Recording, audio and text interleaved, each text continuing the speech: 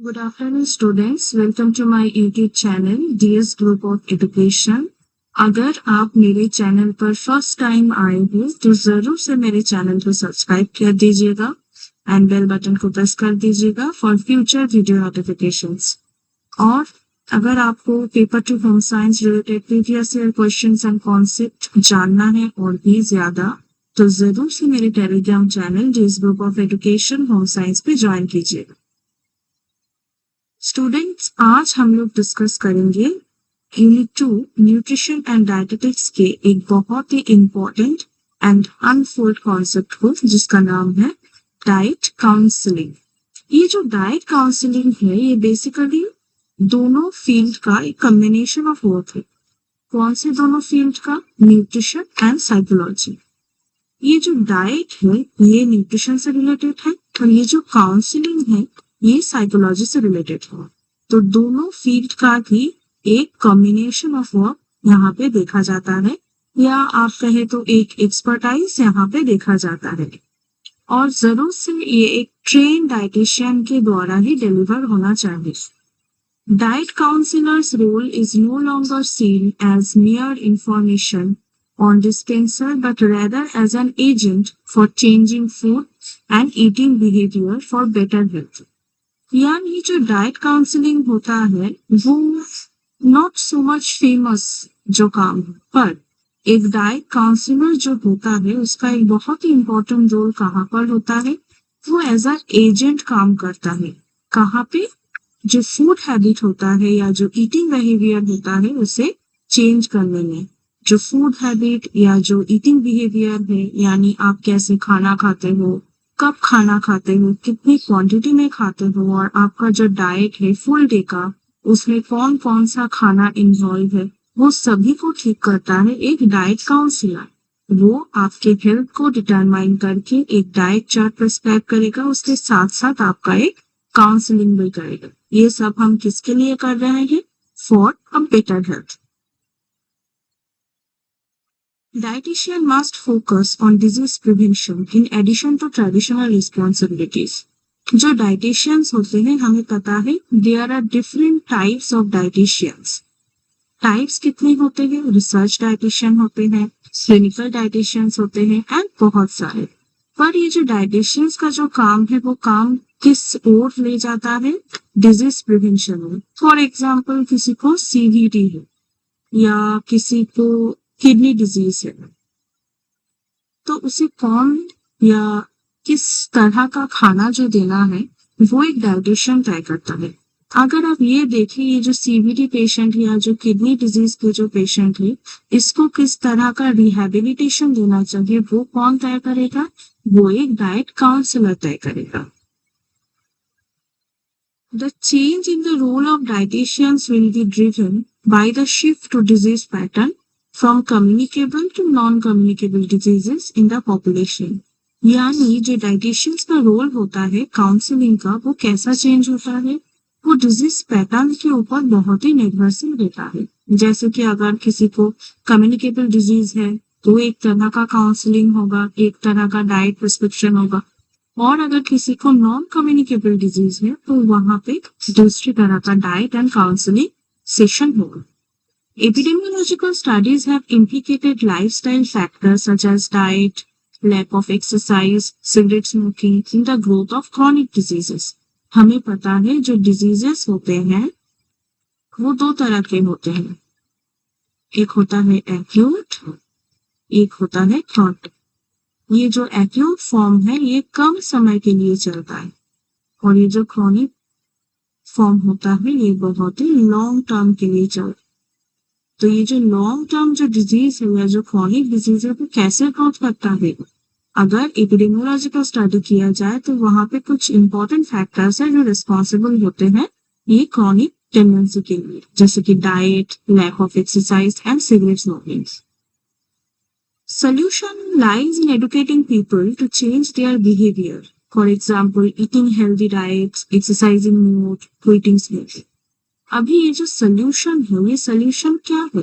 ये solution diet plus counselling के द्वारा ही आएगा। ठीक है, तो ये जो डाइट एंड काउंसलिंग है ये दोनों तरह से ये सोल्यूशन आएगा। Dietitians have access to patients and their relatives and they must exploit the opportunity to give them health and nutritional advice. जो dietitians होते हैं उनके पास एक opportunity होता है। ये opportunity किस काम का होता है? पेशेंट के साथ एक एक्सेसिबिलिटी बढ़ाना और उनके भी जो रिलेटिव्स है उसके साथ भी बातचीत बढ़ाना। अभी देखिए ये कम्युनिटी है, यहाँ पे पेशेंट है। जब हम पेशेंट से बात करेंगे तब पेशेंट दूसरे लोगों को बोलेंगे कि अच्छा आपको इस तरह का डाइट लेना है, इस तरह का एक्सरसाइज करना है and many more. So you know it's a kind of networking. ये जो नेटवर्किंग जब बन जाएगा तभी एक हेल्दी लाइफस्टाइल मेंटेन होगा। ठीक है, they can dispel myths and misconceptions about foods, especially fats, by media reports and advertisements. For example, अगर आप किसी भी सर्च इंजन पे कुछ सर्च करें जो कि रिलेटेड टू योर फूड हो, वहां पे जो हर एक इंफॉर्मेशन आपके सामने आएगा कि जरूरी नहीं कि वो ट्रू हो। अगर वो ट्रू ना हो पर आप उसे बिलीव कर ले तो उसके बाद जो रेसिप्रोकल जो इंसिडेंट्स होंगे वो आपके हेल्थ के लिए ठीक नहीं होगा। यू नो, तो that's why the role of diet counsellor in our society कि वो हर एक जो डाइट है, हर एक जो फूड आइटम है, उस रिलेटेड जो मिथ्स है यानी जो भ्रम है, जो मिसकॉन्सेप्शंस है, उसको देख पाए। डाइट काउंसलिंग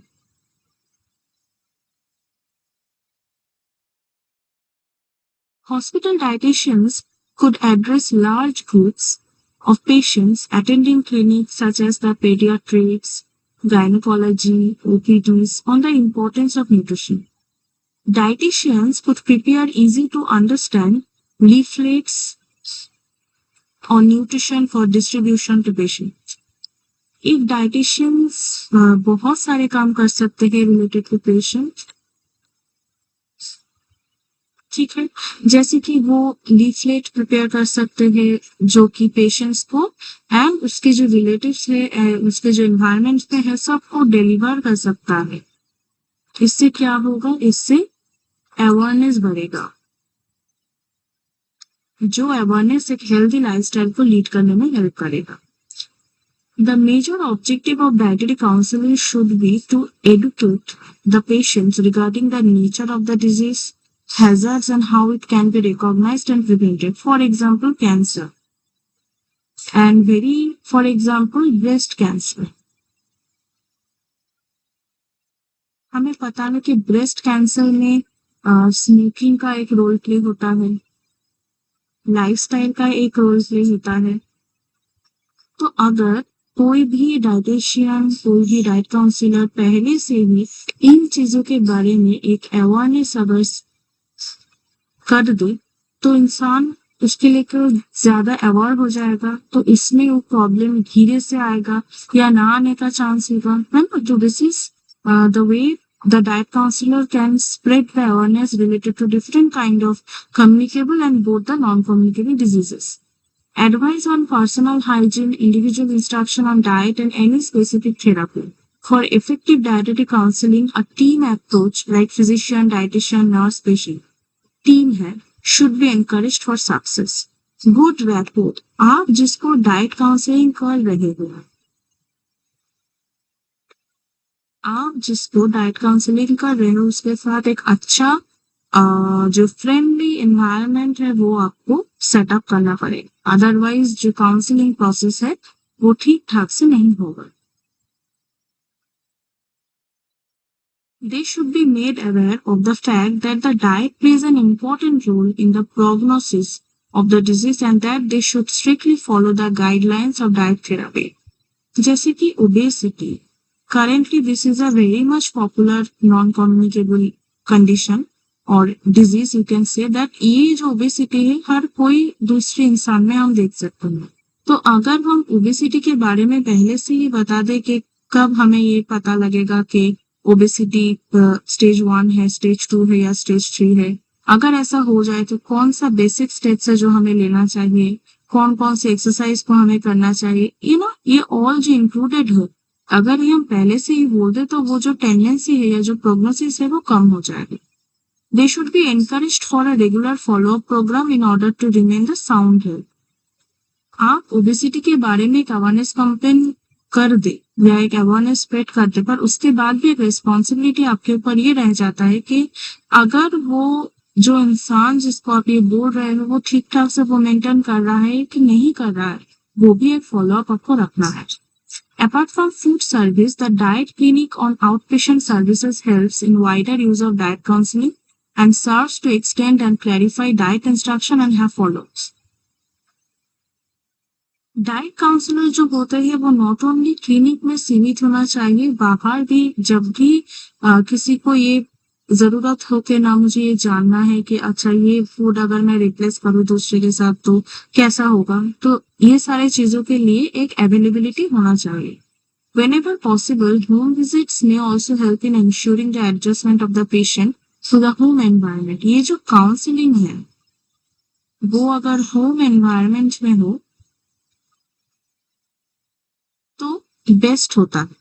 ठीक, programmed instruction through booklets, food models, charts, and other audiovisual aids merit attention due to their great impact and flexibility used for many kind of people. तो अगर हम AV aids यूज करें, हम कोई projection use करें, हम कोई भी स्लाइड यूज करें, ये जो सारी चीजें हमें पता है they all are used in nutrition education. So diet counseling is also a kind of activity. In food clinic or health center, group therapy may also be used with advantage for such groups as pregnant and lactating women, women with preschool children, diabetic patients, weight control groups and so on. यानी for example weight control groups, ये जो groups है यहाँ पे 15 patients हैं जिनको wait को reduce करना है। अगर इन सारे 15 लोगों को हम एक साथ बिठा के काउंसलिंग सेशन दें तो ये एक बेनिफिट एक्टिविटी होगा।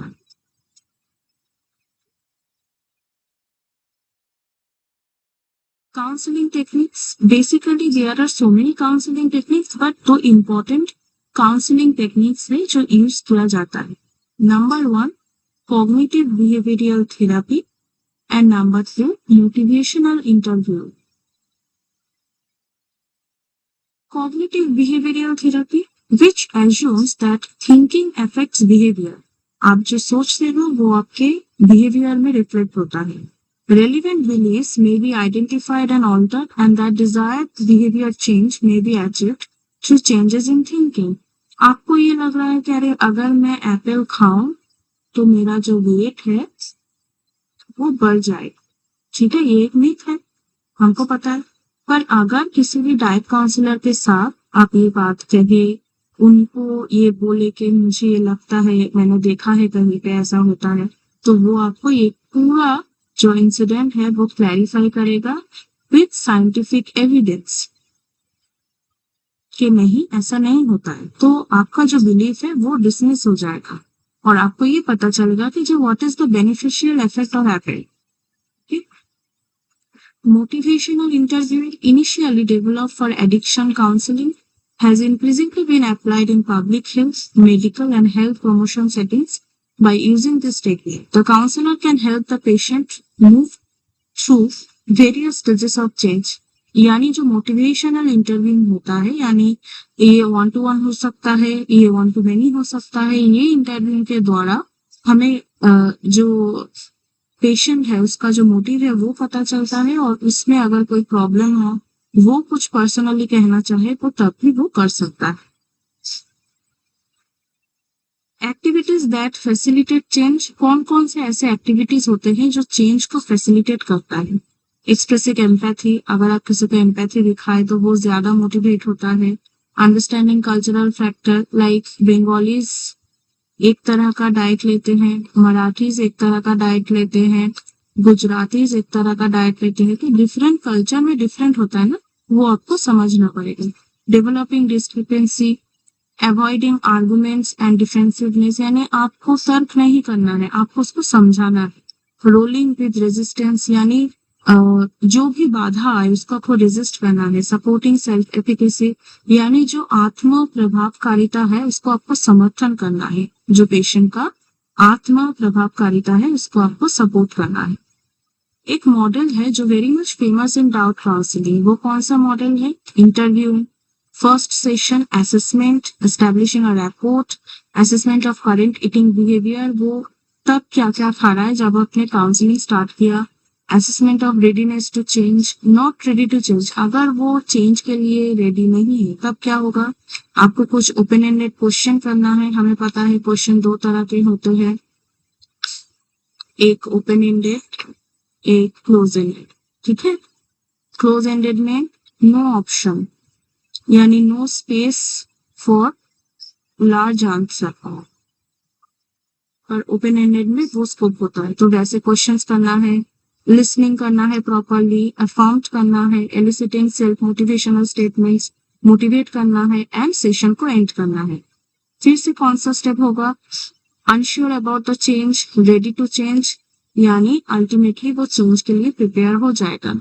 उसके बाद एक एक्शन प्लान आपको प्रिपेयर करना है।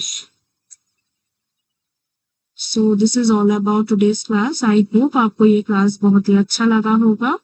This is my mail ID for batch course, आप कॉन्टेक्ट कर सकते हैं। This is my Telegram channel, you can subscribe my Telegram channel for free previous year questions and concept. This is my Instagram account. You can also visit my Instagram account. You can check out my WhatsApp channel, and for paid course you can fill up this form. आपको ये जो पूरा PDF है मेरे Telegram channel पे available हो जाएंगे। आप जरूर से मेरे चैनल को सब्सक्राइब कर देना एंड वहां से डाउनलोड कर लीजिएगा। Thank you for watching my video and keep studying, and also subscribe my YouTube channel, DSP of Education. For new concept, do subscribe my channel. Thank you.